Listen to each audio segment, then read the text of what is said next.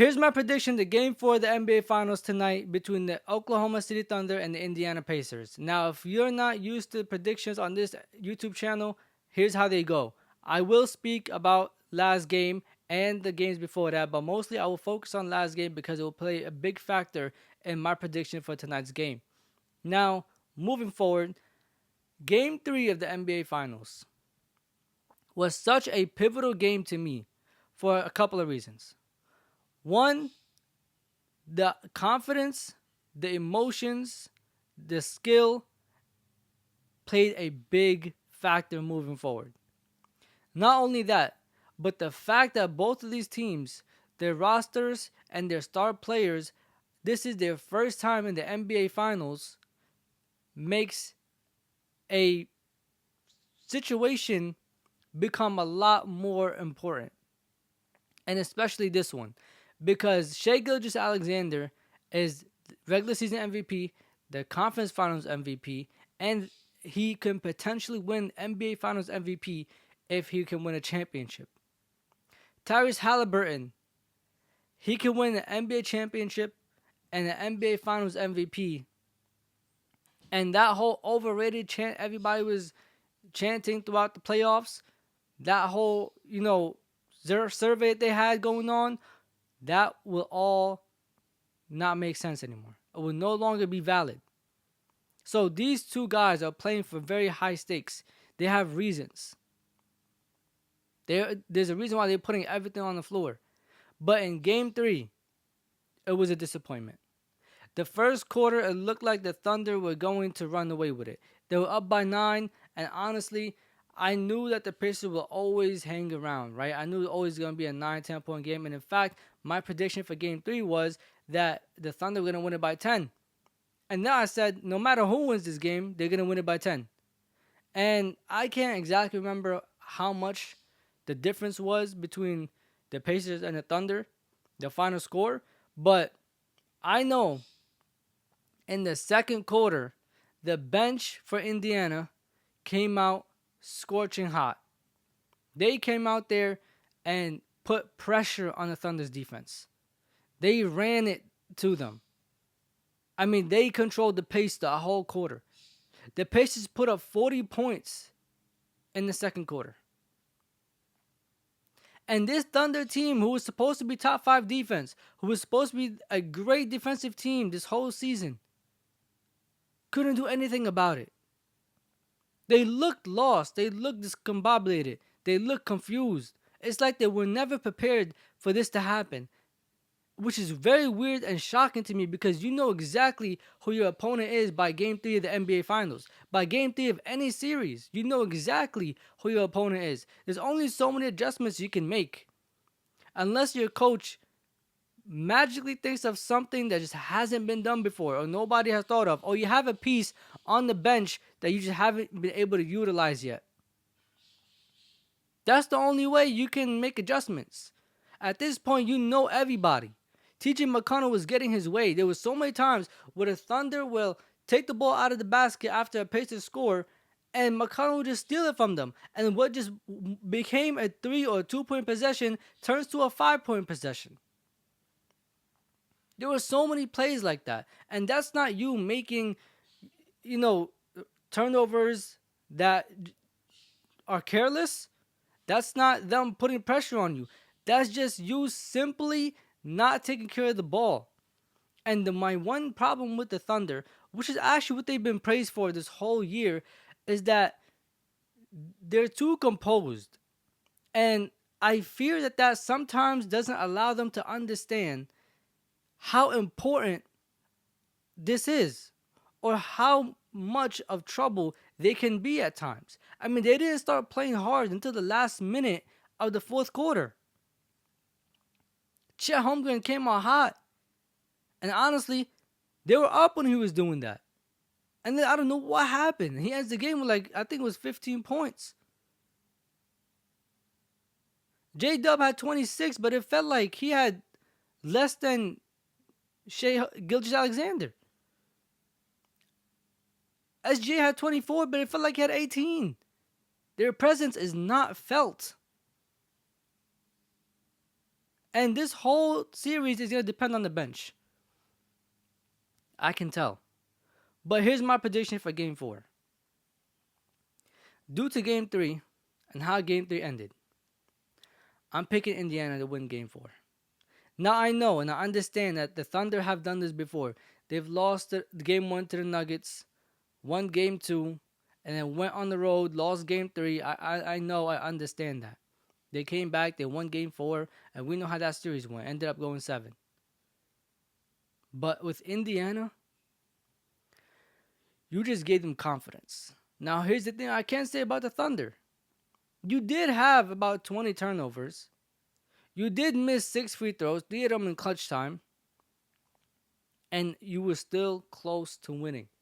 You was never out of it. They had a 40-point quarter, and you were never out of it. They had more runs than you. The momentum was all on their side, and you were never out of it. I can say that. But I just don't think Indiana's going to come out here in game 4 and play around. The Thunder, unfortunately, if they don't beat you by 20, they're not beating you. I hate that for them. Because I really hate Indiana. I want the Pacers to lose. And I don't mean I hate Indiana as if like I hate the state. I really never been there. I don't care about the state. I just hate the Pacers. I don't think they're an NBA championship team, let alone an NBA finals team. They got here by luck. And every championship, you do have luck that plays into it. But they got here by luck. Now, the Halliburton game winners, that's not luck anymore. That's not luck. We've seen him do it so many times. What's luck is the injuries that their opponents had that led them to this point. I hate the fact that the Pacers make it to the NBA Finals and all of a sudden everybody's so happy for them. When in reality, everybody knows this is not an NBA Finals team. This is not an NBA Finals roster.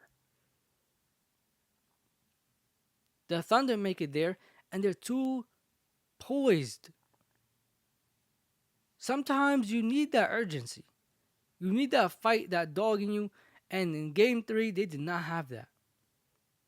There were times where Halliburton just went right past them and got his own rebound. Halliburton had 9 rebounds. 9 rebounds. Halliburton has only had good rebounding games against the Knicks.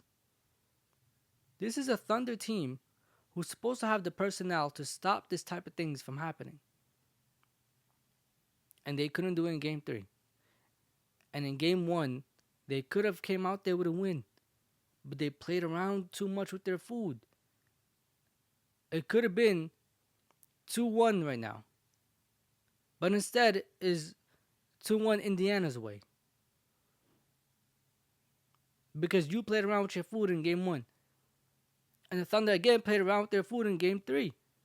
It's like they don't understand how important these games are. They're like too nonchalant. It's like they want to be too cool. No, you're going to have to show emotions. I don't care who your leader is. Shai Gilgeous-Alexander, he want to be so poised, so cool, so nonchalant. He understands the game, the moment, this, that, and the third. No. You need to feel that urgency. Because now you're facing a 3-1 deficit. And I guarantee you, Indiana is not stopping. They're going to play a whole 48-minute game. And if they have a chance to go up 3-1, they're taking it. You can't do nothing about Tyrese Halliburton, and you can't do nothing about TJ McConnell. I mean, come on, are you serious? Pick your poison. You're allowing threes. You allowed buckets at the basket. You allowed drives. You allowed offensive rebounds. You allowed McConnell and Halliburton to go off. You allowed Benedict Mathurin to give you 27. I don't understand it. And then again, for the Thunder, I can say that the Pacers had their best game of the NBA playoffs yet. I know game 1 against the Knicks, Nembhard had 30, but the whole series, Benedict Mathen was not even there. Wasn't Nemhard or Neesmith? One of them turned into Steph Curry and his 6 threes in the fourth quarter. But I'm taking Pacers in game 4. And honestly, I'm taking the Pacers to win this series. If they don't close it out in game 5, they will close it out in game 6. Give me Pacers. And it's going to be a Halliburton quarter, fourth quarter. He's going to close out game 4. He might hit a clutch shot. It might not be a game winner, but it will be a clutch shot. And it's going to put the momentum on the Pacers side. And they're going to win game 4. Mark my words. I don't think the Thunder have what it takes. And it sucks to say that because they definitely have the talent and the personnel. They have the skill, they have the team, they have the continuity, they have the strategy. They're just soft as hell right now. Game 3, they played soft as hell. That was terrible. That was bad. That was embarrassing. That was atrocious. And if you ever wonder why the ratings are down when it's not LeBron James and Steph Curry and Kevin Durant in the NBA Finals, this is why.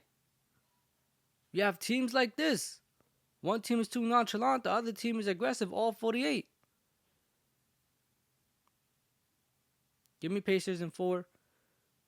And then give me Pacers to win the series in 6. And the only reason why I say that is because I think the Pacers are going to let game 5 go to come back and close it out at home. But at the same time, if I'm the Pacers, I'm not playing around. If I could close them out in game 5 and take this 4-1 win for a championship in the NBA Finals, I'm taking that and I'm getting out the way. As much as I would say that the Thunder gave the Pacers hope and confidence and life, you lose game 5, you give that right back to Thunder. Anyways, yeah, thank you so much for watching the video. Like, comment, subscribe, and share. This is Real Talk with E. Safety.